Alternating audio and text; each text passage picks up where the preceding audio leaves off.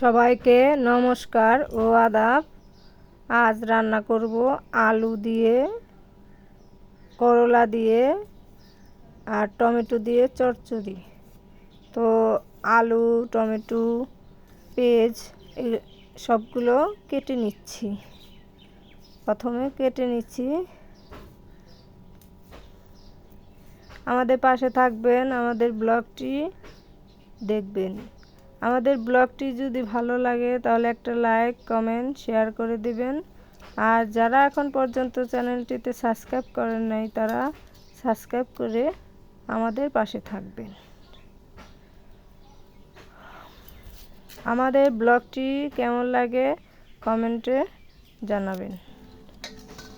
এই যে সবজি কাটা শেষ, এখন ধুয়ে নিচ্ছি।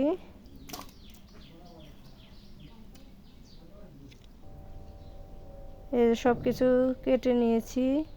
এখন এই যে গুঁড়া মাছ, মলা মাছ, হলুদ, মরিচ, লবণ দিয়ে ভালো করে মাছগুলো মাখিয়ে নেব।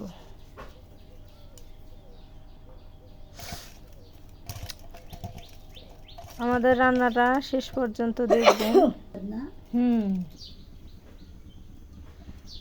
কড়াইতে তেল দিয়ে দিলাম, মাছগুলো ভেজে নিব।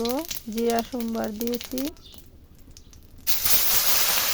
মাছগুলো দিয়ে দিলাম, ভালো করে ভেজে নিব।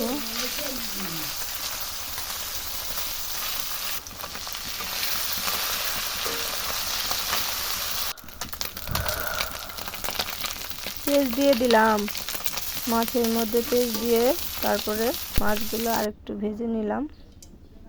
তারপরে তেল দিয়ে দিলাম। এখন সবজিগুলো দিয়ে দিচ্ছি, আলু, সিম, টমেটো, করলা। লবণ দিলাম, হলুদ, মরিচ দিলাম, কাঁচামরিচ দিয়ে এখন নেড়ে চেড়ে ভালো করে ভেজে নেব। একটু ঢেকে দিলাম,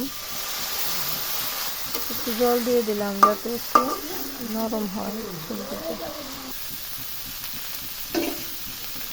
তারপরে মাছ দিয়ে দিলাম। আমাদের রান্নাটা কেমন লাগলো বলবেন। তো সবাই ভালো থাকবেন, সুস্থ থাকবেন।